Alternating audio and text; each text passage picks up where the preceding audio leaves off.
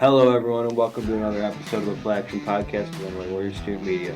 I'm Brandon Smith, joined today by my great co-host, TJ Haas. It is Super Bowl weekend, babe. One more game, and then it's over. This season went by so fast. Went by fast, but, it kind of just a good way to end it. Good, fun game, and then... Amazing season, too. I think this is one of the best seasons we've seen in quite some time. And I think next week, obviously, our first episode of the week, we'll have our Super Bowl recap. But then for our second episode of the week, I think we should do like a season recap, like some of the biggest storylines of the whole season. Yeah, we'll go over the crazy season this was, honestly. Yeah. I think this is one of the most eventful seasons we've ever seen. I agree. In the last decade or two, even. So today is Friday as we record this, and last night there was the NFL Honors and NFL Awards ceremony. Yep, so we're going to start off by recapping that. And our predictions are up on Instagram. For some reason, they didn't get posted. I don't know why. What? But okay, maybe they're not up on Instagram. They're not. But I mean, we'll go over our predictions that we had beforehand anyway. Yeah. We'll also go with some of the winners. Yep. So where do we want to start? We're gonna start at MVP, and you and me both said Rodgers. We both said Rodgers, and I think that was very fair. Oh yeah, no, that was the best vote. I think what I want to talk about is something that we hadn't mentioned because it originally came up last night, and that was the fact that you thought he was going to announce his trade request during his speech, and I thought that would have been an incredible. It makes sense. It's something that Rodgers would do. So. It really does. I mean, because he's so self-centered, he doesn't care about anybody but himself. But obviously, he didn't. And the speeches felt really short last night. Except for Andrew Whitworth. Andrew Whitworth's for shout out to him for winning the Walter Payton Man of the Year. Yep, I'd say is the best award. Coolest award. It was incredible. Great speech. The speech and the video was really cool. Video got me kind of choked up. That was awesome. It was overall a great speech. I was very impressed. Back to Rodgers, he said he doesn't fear retirement, and he's just satisfied with his career. But we'll move on now to Offensive Player of the Year. I predicted. Real quick, I just want to say voting. I'm going to probably go over the votes for all of them because it's really interesting to see who got votes. Yeah. Rodgers had 39 votes. Brady had 10. Cooper Kupp had 1. And I love that somebody voted Cooper Kupp. I just wanted to mention that. Was definitely Hobbarkish. Oh, yeah. It was by far. I mean, I still think it was awesome that he got a vote and was one of the finalists. I thought that was cool to see. And you bring up Cooper Kupp. We're going to go to Offensive Player of the Year. Which was Cooper Kupp. I predicted Cooper Kupp. I did too. And it was Cooper Kupp. Yeah, and he got 35. JT had 10. Brady with 3. Rodgers with 2. And I'm going to say the only reason Rodgers had the least amount is because everyone voted MVP, so they didn't want to vote both MVP. Yeah. Which is, I'm happy they're doing that. That never really happens. It's stupid. Because Offensive Player of the Year is the best skill position player usually. Exactly. And I think that's a good thing. And I think Kupp deserved it. First Triple Crown season since I believe 2005. Really? I actually didn't know that. That's impressive. And Matthew Stafford having quarterbacked the 2 best receiving seasons of all time is pretty impressive. That is true. I mean, I think that plays a big role into what Stafford's legacy will be. Yeah, maybe. I think it should. Maybe. That shows that he's I'm not saying he's the main reason why they did this, because both are extremely talented receivers. Yeah, and good scheming, especially on Cooper Kupp's part. Only on Cooper Kupp's part. I mean, Megatron was double covered and still would score touchdowns. It doesn't even matter. And then Defensive Player of the Year, I predicted TJ Watt. You predicted TJ Watt. It was TJ Watt. Thank the Lord. Should be his 3rd in a row, but obviously they weren't going to give it to him. But obviously he had 40 votes. Micah Parsons with 5 and Donald with 3.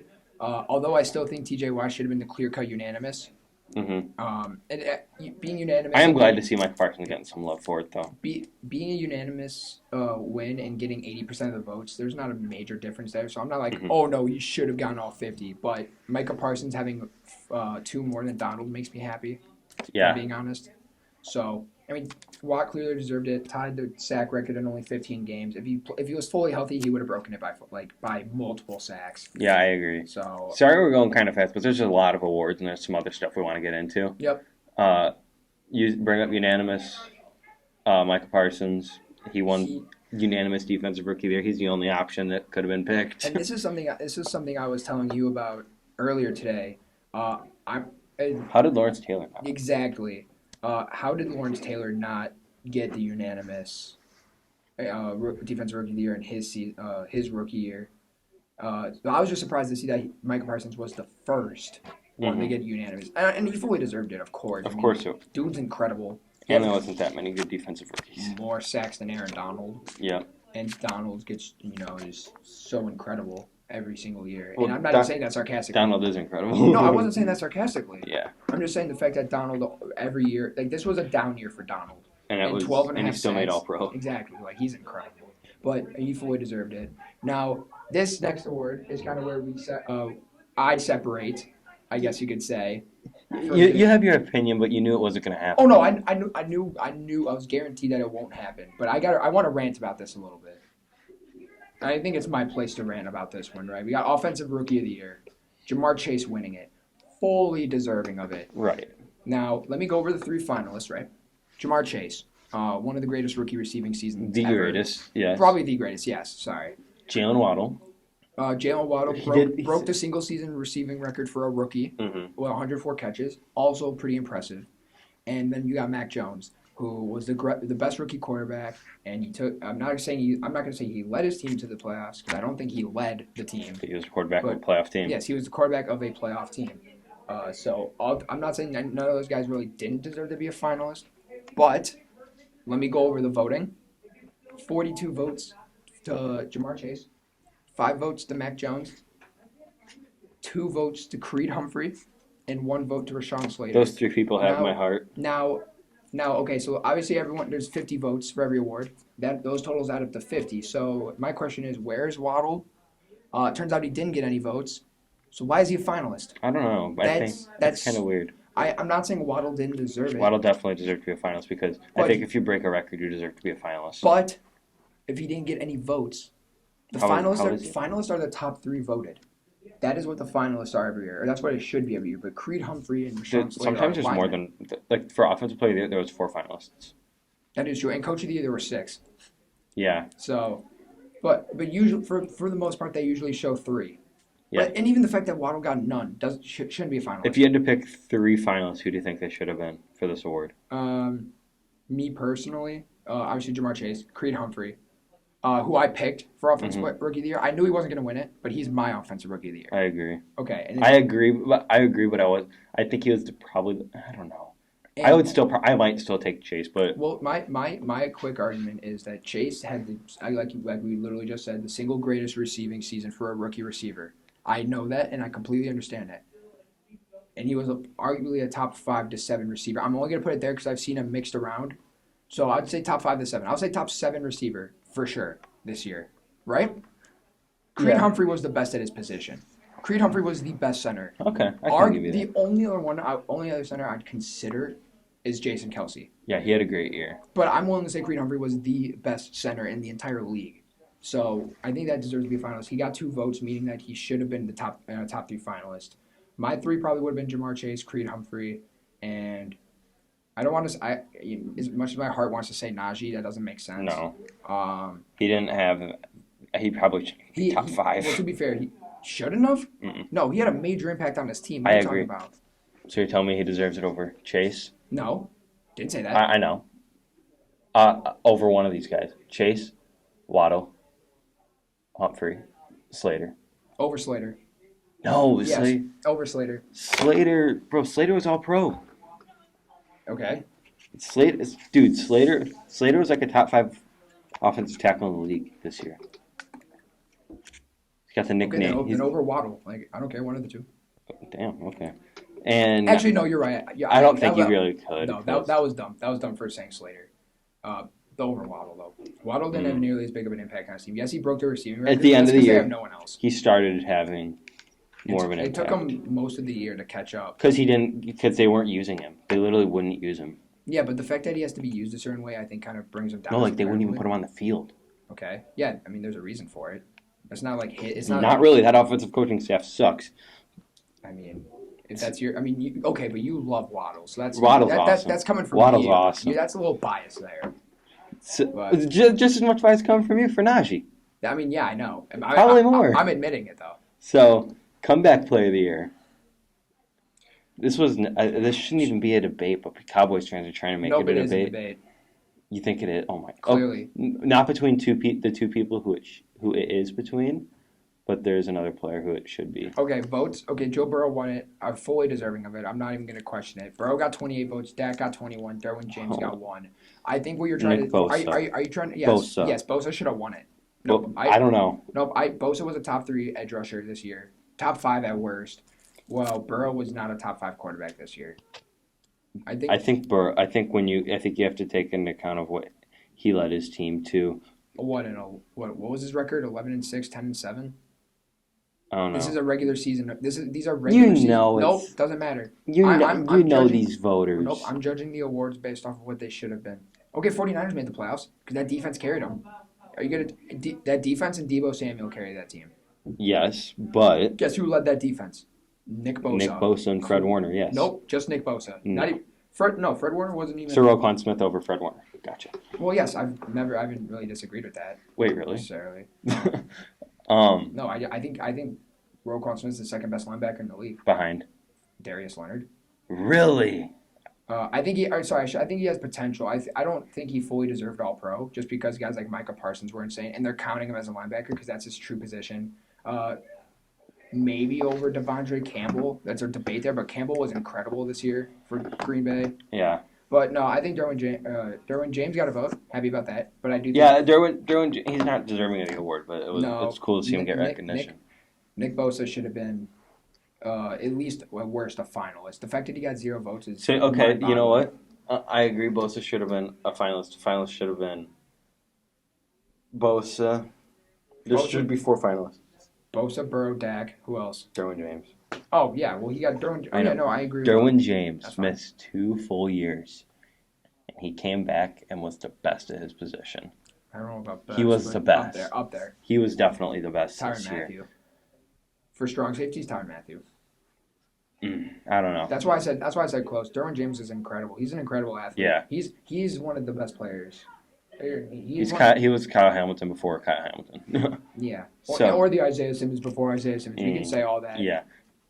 But Coach of the Year, Mike Vrabel. There was a lot of There's one thing. Oh, sorry, I cut you off. Coach of the Year was kind of weird this year. It was like it was. There was how many guys? There were 6. I would if I had a vote, I probably would have actually voted Bisaccia. I would have too. He got 3 votes. Zach Taylor got 2, and I know you're happy about that. What, Zach Taylor? Getting less than Bisaccia. Oh yes, I think Zach Taylor. Oh, next year, trust me, the Bengals are a talented team, but they're not in the Super Bowl because of Zach Taylor. Trust me. You want to know what confuses me though? So when they were like displaying like on the watching the NFL honors when they were showing all the coaches, they showed 6. They showed 6 different coaches continuously, right? Vrabel, who had 36 votes, clear-cut winner. Matt LaFleur with 8 votes, Bisaccia with 3, Zach Taylor with 2, Belichick with 1. Those all add up to 50. I'm wondering why they showed Sean McVay. Like, what was the point of showing Sean McVay? I don't know. Like, because I was thinking about that. I was like, okay, McVay's up there. He's probably a finalist. That's good. Probably because he wasn't a finalist and no one voted for him. Literally nobody voted for him. I picked McVay for my Coach of the Year because here's the thing. I pick these things based off realism and what I would do. I thought McVay was a really good balance. Well, no, if you were I know you well enough to know that if you could have voted someone, you would have voted Kyle Shanahan. Don't even lie to me. Shut up. I know how much you love Kyle Shanahan. Or Cliff Kingsbury. It would have been between one of the two. I know that's a hard decision for you. Yeah. But, no, I mean, I'm happy to see Vrabel win. I still think LaFleur should have won. But if this many people voted Vrabel, I can respect it. I don't think any of these awards were bad. No, nothing was bad. I think the worst part of the awards was the fact that Nick Bosa got no votes. Probably. Comeback player of the year. That's it. Nothing else. All the voting, what's it called? I guess, gaps between, for example, MVP was Rodgers 39 to Tom Brady's 10. Like that, those gaps all make sense. Coach of the year was a toss-up. The fact that so many people voted to Vrabel surprised me. Yeah, I thought it would be really close. I thought it would have been a closer one. I thought comeback player of the year would have been farther. Yeah, because Burrow deserved. Yeah. I thought Burrow would get. it's just a surprise to me. So Yeah. uh, So now we're gonna talk about Super Bowl. we got a good game. We got a pretty Yeah, I good mean, I'm game. very excited for this game. I'm gonna just say it right out the gate. Hang on, don't say who you're picking yet. Come on, man. Because we gotta talk about something else first. What? Who are let's exclude quarterbacks. No quarterbacks. Let's go right now. Who are the three players who will make the biggest impact on the game? You go first. And I'm gonna try to go stray away from like the conventional guys. Like, Yeah, that's what I'm like. I'm not gonna say like Cooper Kupp, like I could say Cooper Kupp, Aaron Donald, Jalen Aaron Ramsey. or like Aaron. I was actually gonna say like I could go Cooper Kupp, Aaron Donald, and Jamar Chase. Like That's oh my god, that's boring. crazy. Yeah, that's boring. So I'm gonna try to go for like these more quote unquote under the radar guys. Yep, You want me to do three for each team or just three in general? three in general. Okay, my first one's gonna be Von Miller. I think Von Miller's had a great playoff set of games so far, Mhm. and I think he will continue to show that. He's been in one Super Bowl and he was a Super Bowl MVP. Yeah, So he knows how to play well in the big game. He's a veteran. He has tons of experience in this game, and I think he's gonna end up being the leader of this defense throughout the game. 'Cause Mhm. I know Aaron Donald's the leader there, but Von Miller's the guy with the experience. I think he'll make a major impact. Okay. Let's go. You do 1-1. Okay, Yeah. who do you got? I got Van Jefferson I like that a lot. because I think if they can get a Okay. third receiver to contribute between Cup and OBJ, especially if Higbee's not going to play because I don't know what his status is, It sounds like he will. I think. and Uzama is playing. Yeah. So I think Van Jefferson, especially if Higbee can't go, that's who I'm going to take. Van Jefferson, he's going to stretch the field vertically for them. Yeah. As much as Odell does as well. He's And fantastic. He's the definition of underrated. that third cornerback for Cincinnati is like whoever's playing there has been mid. Probably going to Is be it Eli Apple. Eli Apple, who actually he had a great championship game. I won't even lie. He won them the game. I was going to say he won the game, that stop at the end of the half. Very Yep. impressive. So Who's your second player? I got to think here for a second. I think I got a really interesting one here. Okay. And it's a guy that no one's really going to talk about, but I think he's gonna have to be very important, and that's because this isn't who it is, but it's because Jesse Bates hasn't had a great playoff run. He had the forced incompletion that turned to an interception in overtime, but you can't take that one play. That one play. That's like when you're doing draft evaluations and you watch highlights. Exactly. So like he had that really good play. That was a game changing play for them.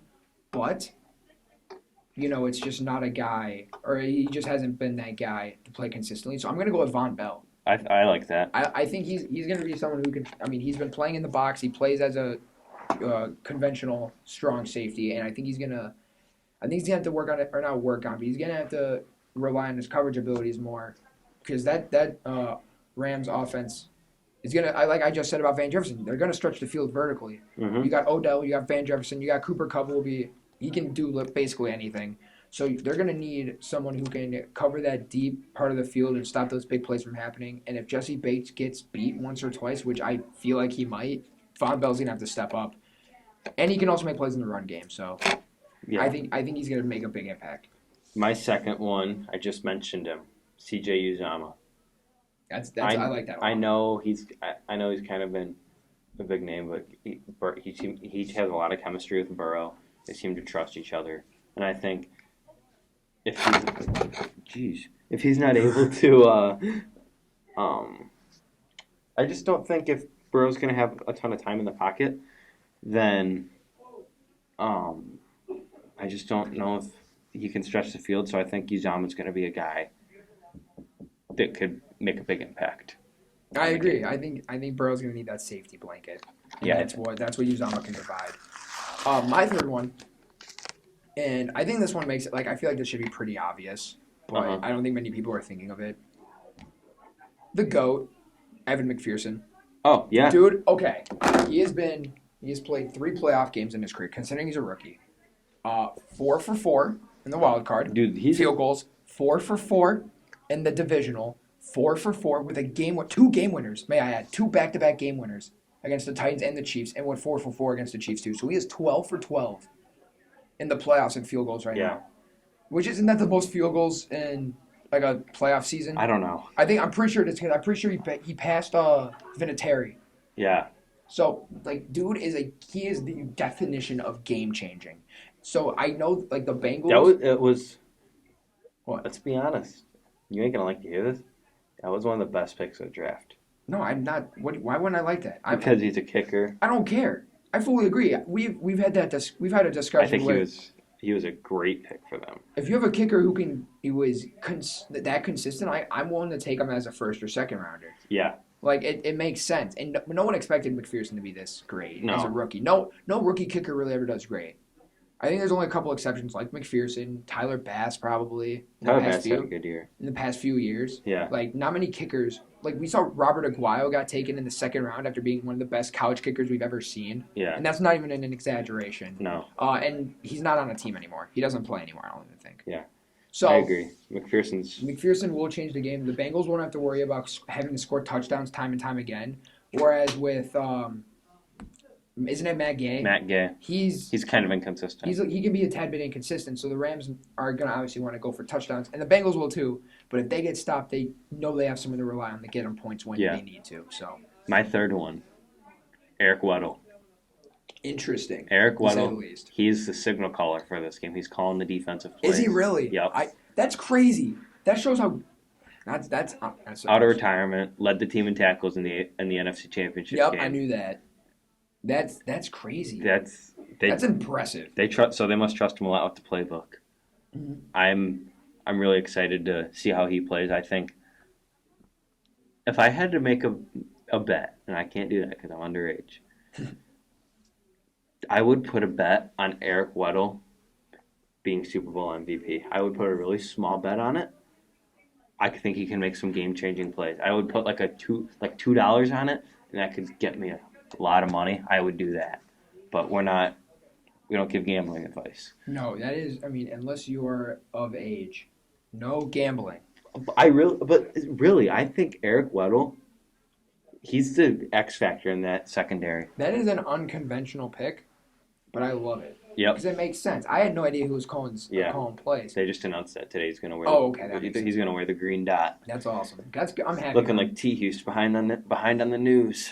Yeah. I need to catch myself up on that, man. That's on me. So, we have our three players. You said McPherson, Von Bell, and Von Miller. Von Miller, and then I said Uzama, Van Jefferson, and Eric Weddle.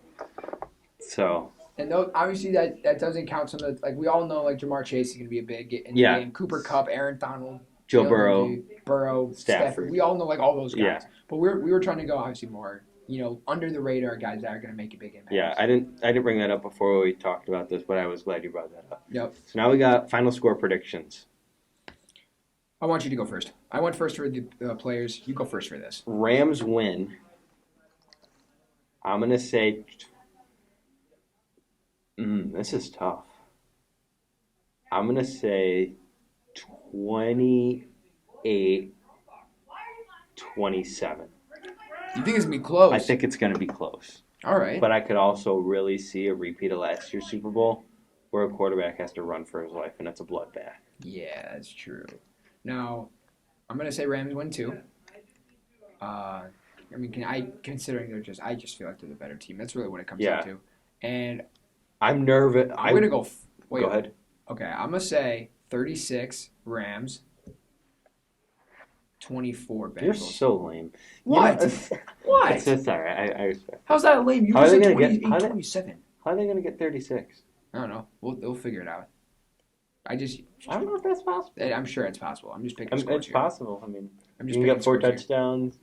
You can get another touchdown and get a 2-point conversion. Useless 2-point conversion. But I've been saying it all playoffs, and it's made me look like an idiot. But I'm going to say it one more time. I'm waiting for the Stafford choke job. I know you were going to say that, dude. And I just... You really think that happens in the big game? I don't... Clearly not, because I'm picking the Rams to win. But, damn. I just... It just feels like it's inevitable with Stafford. You know, I mean, because he had a lot of he's had some great highlights this year, he has some of the worst lowlights. Yeah, but there's more highlights than lowlights. Yeah. I think Stafford. Okay, and I've said this before, and I'll I say think again. Stafford's top 6. I like Stafford. I said Stafford was gonna. I said Stafford could make or break. When we were talking about the wild card, I said Cardinals would win over the Rams because I thought Stafford was gonna have a bad game. Stafford proved me wrong, and I have not backed down. Kyler had a really bad game. I've not backed down from it since. I took the Rams over the Bucks, and I took the Rams over the 49ers, and he has yet to fail me. So I'm going to keep that up, take the Rams. I know you are too. I don't think he'll have a bad game. I don't think anyone in this game will be bad. I really don't. The Bengals offensive line. Well, okay, but like I'm talking about like underperforming. Sorry. Now, okay. We are down to our last little part. Nope, there's two. Oh, There's two more. you want? I'm Yeah. going to add a little something onto the Okay, end. I know what you're gonna do. I'm actually going to add a couple things onto the end real quick. But Nice and quick. let's do. Who wins Super Bowl MVP? I'm going to just name one player for each team in case the Bengals win. Okay. Rams. Let's do Rams and then Bengals. Okay. Rams. I'm gonna double down on this, and I'm gonna say Von Miller. I think Von Miller has a crazy game, Okay. and he's gonna win 2 Super Bowls, both being the MVP in both. Rams. I'm picking them to win.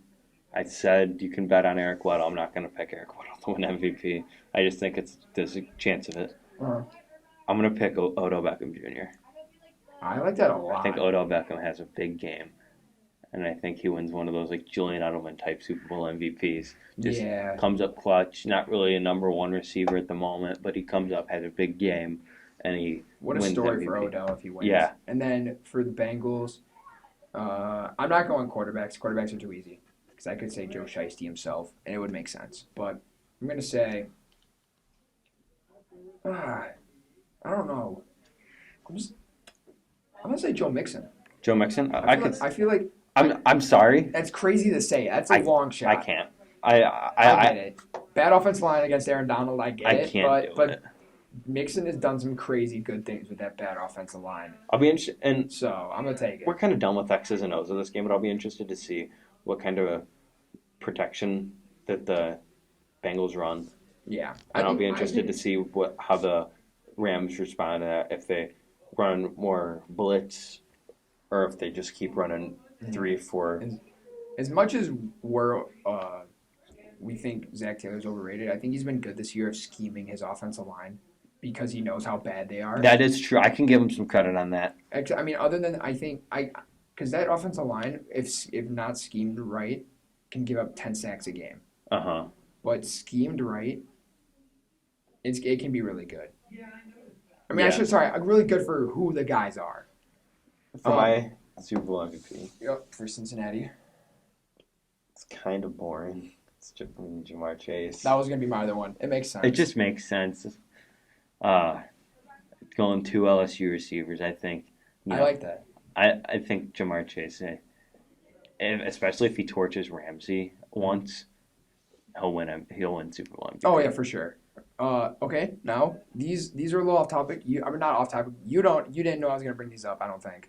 But 2 things. One, I know we don't bet on here, but Coin toss and Gatorade. No. Oh, no coin toss? No coin toss. Coin toss is interesting, but that's a little too out of the like a realm of like being able to guess. Yeah.